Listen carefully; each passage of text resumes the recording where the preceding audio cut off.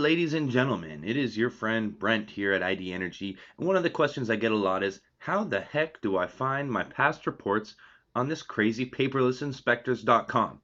Well, don't worry, ladies and gentlemen, I'm here to show you. So there's two easy ways. One way, right here from the dashboard, you should see a column here titled the DOE Home Energy Score. Here you can see many different categories depending on what part of QA you're in. You can see if you have reports that are rejected, resubmitted, accepted, and ultimately you can go over to this total tab, and this number here, you can click that number and dun da da da, here come your home energy scores. You can click the download link to download the actual report. You can go back in the report to edit the inspection if you need to make changes or create a corrected report. Maybe you want to run some test data through it. You can go back and edit the inspection so you don't have to start all the way over. So one way, again, we're home. We just logged in. We're on our dashboard. We see our home energy score column. We just go ahead over to total and click, and bada bing, bada boom, there's my scores.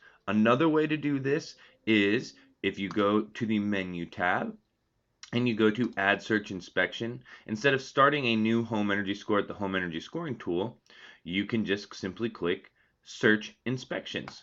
So when I click search inspections, it's going to bring me to the search page. And since we're only doing home energy scores, we don't need to go through and find our inspection category. I can just simply click search because I know I'm just doing home energy scores, and voila, there are all of my scores that I've completed.